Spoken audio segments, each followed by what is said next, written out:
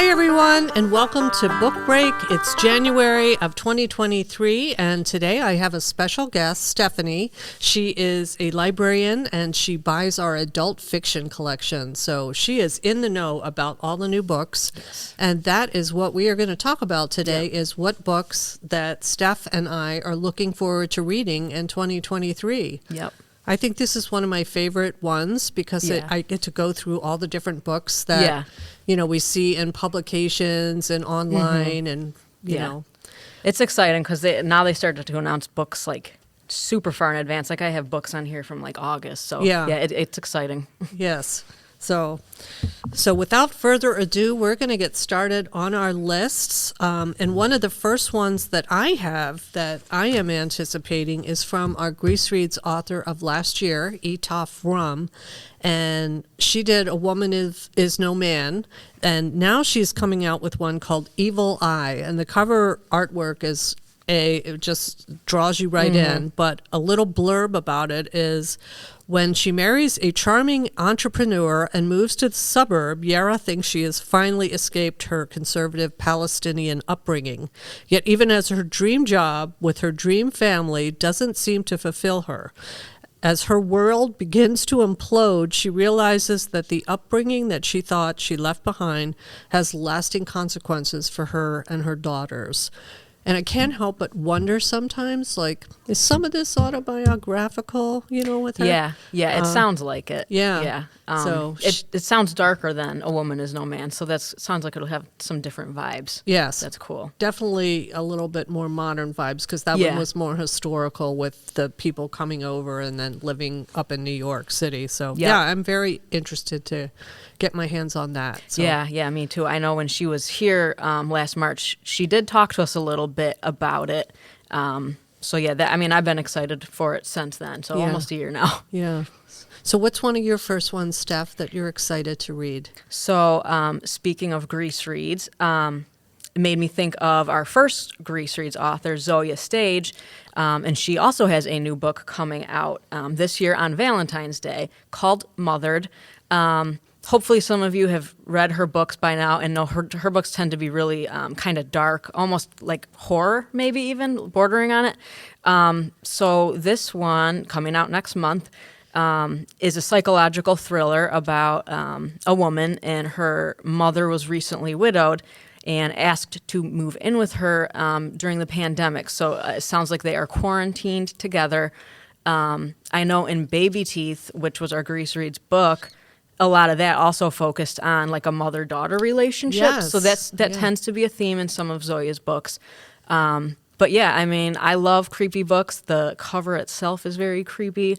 And we had great feedback when we did her first book for Baby Teeth. So I think this one's going to also be really fun, and everybody's going to enjoy it if you're into dark things. Yeah. I think a lot of people do like a good scare. Yeah. Oh, for sure. I actually really liked her book Getaway, which was the one where they were hiking in the Grand Canyon and then realized they were being followed. That one was almost, I'd say, kind of horror thriller. Yeah. But which was more up my alley, but she's definitely a very good writer. Oh yeah, for sure. And it's kind of cool. It's coming out on Valentine's Day, and it's not even remotely pleasant or joyful or anything. So a nice evil Valentine. Yeah, I like that release date for that book. Me too. That is kind of horrifying, though, when you think about the pandemic and having someone like just stuck there with you that you may not get along with. Yeah. And the blurb doesn't give too much away. I know it doesn't necessarily sound creepy from what we've said, but it'll be creepy. Oh, I'm sure she'll weave some creepiness in there. Yes. Yeah. All right. My next one I think I'm going to talk about is, I like historical fiction a lot, and Lisa C. has been one of my favorites, and particularly with my book club. I think we've done two of hers. We did the Tea-Girl of Hummingbird Lane, and then the one about, was it the Island of Sea Women with the divers in Korea? Yep. But this one is called Lady Tan's Circle of Women. And it's set in 15th century China, which is really going back. Yeah. Sounds like, this young woman is born into an elite family. She's marginalized due to her gender, sent to be raised by her grandparents so she can be of use later in life.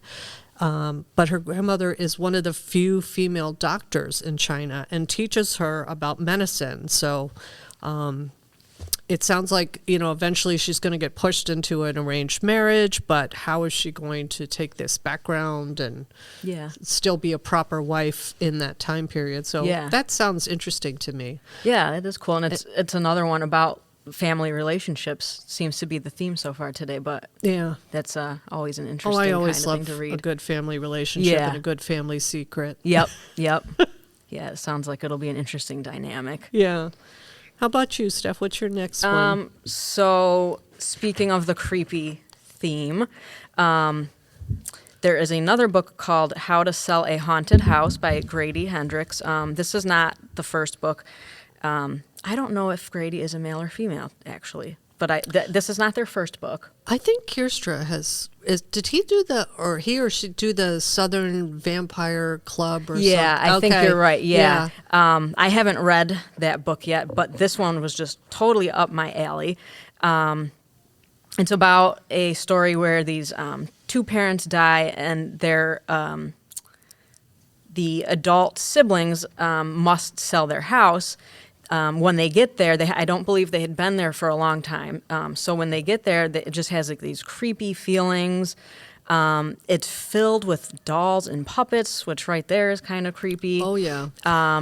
So I won't give too much away, but it was described as like a cross between Annabelle and Child's Play. And it also was described as hilarious and terrifying, which I think is a very hard combination to get right. But when you get it right, it's great. And it has a 4.12 rating on Goodreads already, even though it's not out. So that's a super high rating for Goodreads. Yes. So I think it's going to be great. It comes out next week, actually. So if you are into horror, I think that is going to be another good pick. I know you're not necessarily into it, but it sounds interesting. But that author is really popular. Yes. And has, I know there's been a couple of Book of the Month choices. Okay. I believe with his books, but Grady's a he. Okay. Okay. All right. Yeah. Yeah, you never know sometimes with the names. Yeah. But I'm going to go totally off tangent because unbelievable to me. I liked a romance book last year. Oh, okay. And it was by Emily Henry. Yes, people love her. She has another one coming out called Happy Place. Okay. And it's coming out April 25th of 2023. It is a fake dating rom-com set in Maine. And I also I think it would be a fun vacation read, like a good beach read. But a couple broke up about 6 months ago, Wynn and Harriet. They still haven't told anyone, and mostly because they don't want to talk about it. But they've been considered that couple that was like the couple goals of all their friends. So, but they're going on an annual get-together, and instead of spilling the tea that they've broken up and everything's not going to be the same, they decide to fake it. So of course we know what could possibly go wrong in this scenario. But that sounds good. And you said it was in Maine? Yes, set in Maine. I like looks that. like a vacation book. So yes, it looks like a lot of fun to me. Yeah, no, it definitely does. I know she's super popular, and most of her books have gotten really good reviews and ratings, even from our patrons here seem to enjoy her, so that'll be a big one, I think. Yeah, I really liked, the one I liked last year was Book Lovers. I heard that was the best one. I haven't read hers yet, but I've heard that was her better one. And I'm hoping that, and that one was, of course, it was set in the book industry. One of them was a publisher and there was a bookstore involved. Okay, so, that's cool. This one, it'll be interesting to see if I like it as much, just because I don't have the book vibe going. Yeah. But the way she did her characters and the dialogue, speaking of funny, it was like their banter back and forth. I just thought was really funny. Oh, so that is kind fun. of hoping that that will be the same here. Yeah, I should read that. I love bookish books. I have an entire Goodreads shelf that is just called bookish books. Yeah. I love the books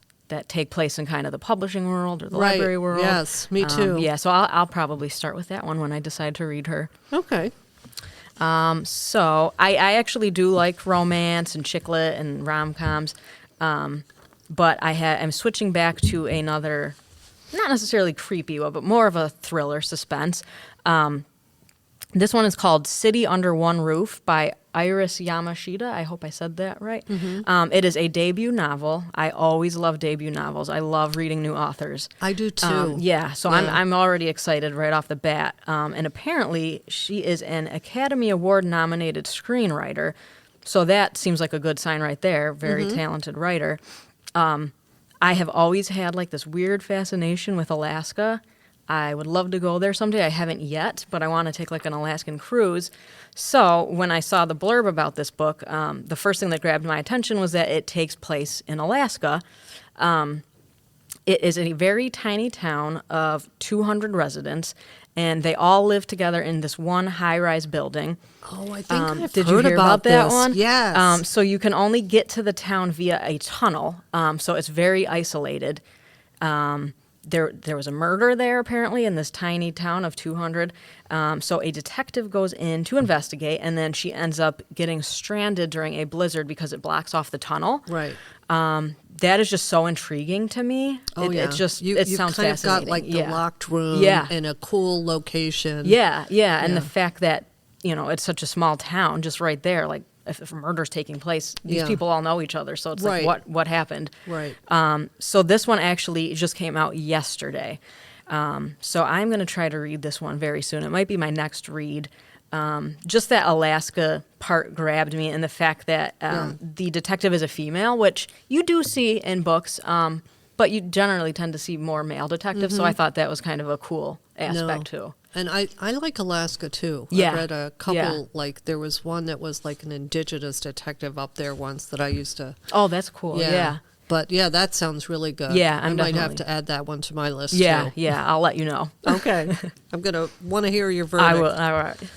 All right. The next one I have is kind of a thriller or one of those crime type of Okay. novels. Yep. I don't know if you ever remember. I think it was William Lamb Day.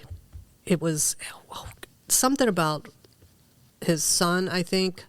I've got to figure out the name. I can't think of it right now. But this one is All That Is Mine I Carry With Me.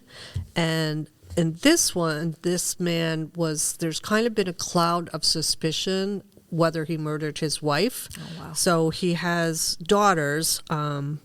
They never were able to prove anything, find anything. The daughters have grown up. And then years later, they find her body. And now the daughters are going to have to decide what side they're going to be on. Oh, wow. Like, was their father really guilty? Yeah. Is he innocent? And what happens if they're wrong? Wow. Yeah, that So, sounds intense. Secrets, Vengeance, Family. Who is the author, Claire? William Landay. Spell that. Oh, Landay. Oh, Becoming Jacob, Defending Jacob. Yes. and it Yes. became a TV series Yep. too. Yes, that name did not click with me, but now, yes, that book was huge. Yes. So this is probably going to be huge too. And this sounds like real crimes that have actually taken place. Right. So yeah. Like that's even in our crazy. own community, Yep. So Yep. yes, 10-year-old Miranda Larkin comes home to find her house quiet and her mother missing. So Yeah, that's that's what intriguing. kicks this off. Yeah, I'm definitely adding that to the top of my list too then. Yeah. See, this is what happens. Yes, we the start lists grow. we start growing Yes, because I they like do. yours and you like mine. So. Yep. All right, so I'll talk about another creepy one that apparently is the mood that I'm in this year for my books. Every year kind of differs with what I want to read. Yes. This one is called A House with Good Bones by T. Kingfisher. This is not a debut novel. There are several books by him. This one, I kind of thought of you when I first read it because it's described as a Southern Gothic. Ooh. I know we both like the Southern books. Yes, And, definitely. we're both into that. I don't know why I haven't even really been down south, but I love that lifestyle anyways. But this one's described as a Southern Gothic, so it's another one that kind of sounds like a horror movie. It's basically about a woman who goes home to visit her mother, and everything just seems off with the mom. That's just that's kind of how they describe it. Not much more detail. It said that her mother just seems terrified. She's not like herself. She's painted all of the walls in her house white. Everything's really sterile. She's never seen her mother like this before. It just sounds creepy in and of itself. And then apparently the daughter discovers a jar of teeth in the yard. Oh, So that's kind of like the final nail in the coffin for something's wrong with my mom. yes. This one comes out in March. I'm super excited about this one too. Yeah, it sounds like a movie that you'd see. Maybe they'll make it into a movie. You never know. But I think I've read I'm reading a book right now. I'm listening to one on Hoopla that I believe is by that author. Yeah, and I don't think his stuff is normally as creepy as this. Yes. So it's interesting to see. Yeah, some of it I believe is YA. Like this, the one I'm reading is like a teen book. Okay. And it's kind of like what I would call a cozy, kind Yeah. of witchy fantasy type Yeah, thing. yeah. But, That's cool. Yeah, I mean, I like it when authors that branch out and do a different genre. Yes, it's me cool when too. they can do multiple things. You don't see that often. So Yeah, and you had me at Southern Gothic. yes. Speaking of Southern Gothic, Yes. one of my books that I've loved, and it's kind of unusual because they've been dark, was Yeah. S.A. Crosby. I believe Yes. his real name is Sean Crosby. Okay. It was Blacktop Wasteland was one, and Okay. Razorblade Tears, that was the Okay, last yep. one. He has a new one coming out in June. Okay. June 6th, called All the Sinners Bleed. And this one, they call him a Southern noir specialist. Ooh, so sounds good. he's back with his is also like high octane crime. Okay. Yeah. So you have Titus Crown. He's a former FBI agent, and he's elected sheriff of a small town. When a school shooting shatters the community, Titus has to endure the trials of being a black man in a police uniform in the American South. So wow. it sounds like it has some like modern themes to it. Definitely. But S.A. Crosby, it's like he worked at a mortuary. I mean, the man was so Wow. interesting. Yeah. He lives in Virginia. Yeah. And I've just really liked his books. They've been Yeah. really entertaining and kind of different. Like Yeah. some of my friends are like, wow, I can't believe, because Yeah. some of the language is bad, which I don't Yeah. mind. But, Yeah. a little bit on the darker, Yeah. thriller side. Yep. But yeah, I like Yeah. his writing a lot. Yeah, I haven't read him yet, but that sounds like super timely. Yes. So I think that would be a great read. I will Yeah. probably add that to my list also. Yeah. Okay.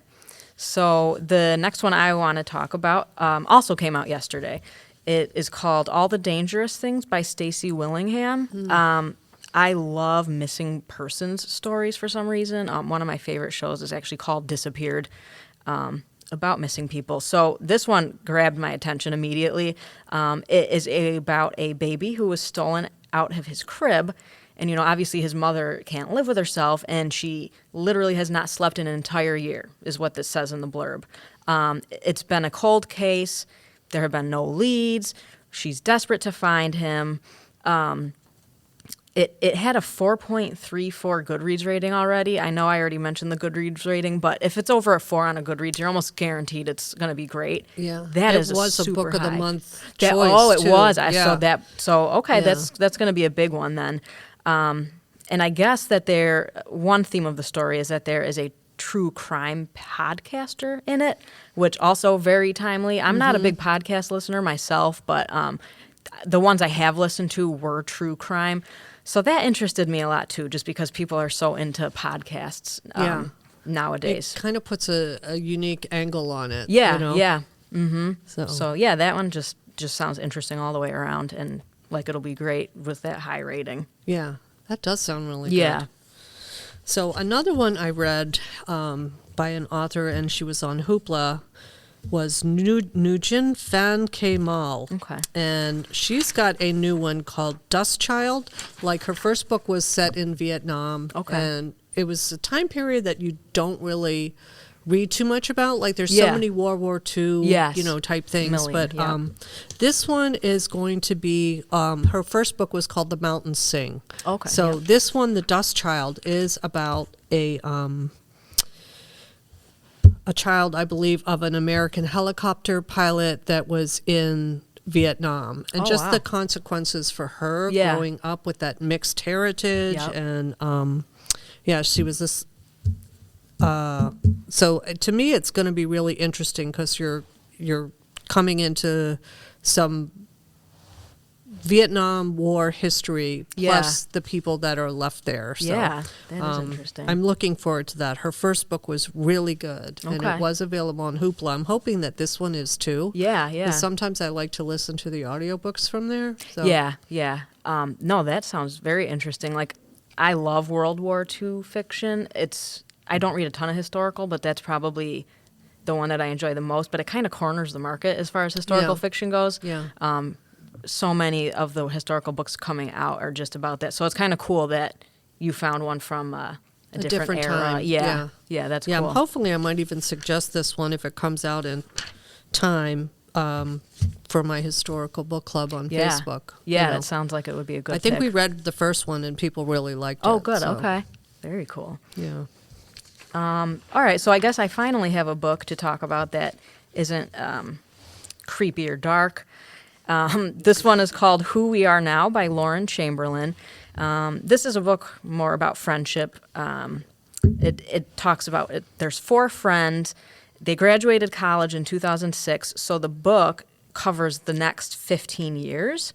And I guess each year is told by, Well, uh-oh. Just, I don't know, wave your arms or something. There you go. All right. Anyways, so each character narrates a year, and they kind of rotate. As usually you with your high school friends and your college friends, you always think you're going to be close. So that's kind of how these friends felt. But then, they entered adulthood, and that kind of changed their friendship, and they drifted apart. But then apparently some kind of tragedy occurs to bring them back together. I don't know what that is, but I just liked the idea of this one, especially because what's kind of cool is apparently one of the friends was a male, which you never see friendship novels, with women and then a man thrown into the mix. You don't Right, really ever yeah. see that, so that was kind of cool. And I thought it was also interesting that it covers 15 years. Yeah. You don't always see a book spanning that much time, and it's going to be told from all of their points of view. And it's said that it's explorations of the second coming of age moment that you go through in your 30s. And I tend to kind of agree with that there is a second coming of age because I am in my 30s. So I'm interested in just kind of reading about characters that I can relate to Yeah. right now, this time in my life. that is cool. It does not come out until August, but I think it sounds really unique, and I'm interested in reading it for sure. Yeah. It sounds, what was the title of that one again? Who We Are Now. Yeah, that sounds good. Yeah, I like the sound of it. So I have one that is a nonfiction one, and it's called Enchantment, Awakening Wonder in an Anxious Age by Catherine May. And I believe it was last year or the year before she wrote a book called Wintering, which was Okay. very popular. Okay.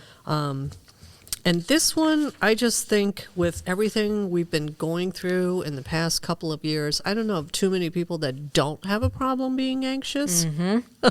So anything I could read that might help with that. Yes. Yes. So it says many of us feel trapped in a grind of constant change, rolling news cycles, the chatter of social medias, families split along partisan lines. We feel fearful, tired.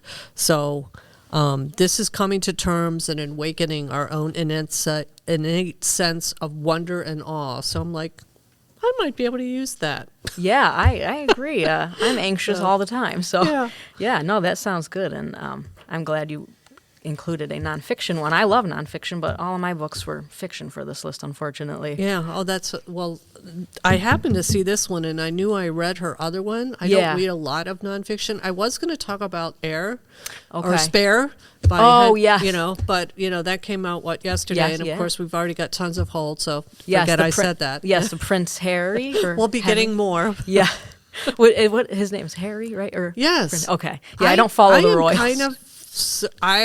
I'm kind of surprised that so many people want to read that I book. know. I Yeah, know. I but- mean, I have no interest in the royal family usually, but I mean, They there's a said huge that was buzz the for this book. largest selling nonfiction book. That I is think. crazy. Yeah. Wow. Okay. Yeah. People love the royals. I don't Yeah. know what I'm missing. Maybe I'll try it when I the know. hold list goes down. Yeah. No It's gonna be a hurry. while until I get We'll to. let you all read it Yeah. first. So the next one I'm going to talk about is also like a lighter one. So if you're kind of sick about all the dark books we've talked about, this one is called The 100 Loves of Juliet by Evelyn Skye. I am not a huge Shakespeare fan, even though my bachelor's degree is, in English, and I took multiple Shakespeare classes. Never been a fan of him, but this is apparently a modern retelling of Romeo and Juliet. So I don't mind retellings because, as long as it's modern, it's interesting to me. So the story is about a young woman named Helene, and ever since she was young, she dreamed of the perfect man and wrote about him in detail in her journals. Obviously, she grew up, she moved on. She's going through a divorce, and again, Alaska. When she gets this divorce, she decides to move to Alaska. I don't know how she picked it, but yeah, I would like to move to Alaska maybe, if it wasn't so cold. Seems like an interesting place to move. But anyway, so when she gets to Alaska, she meets a man, and he is the exact person that she dreamed up in her journals. How, I don't know.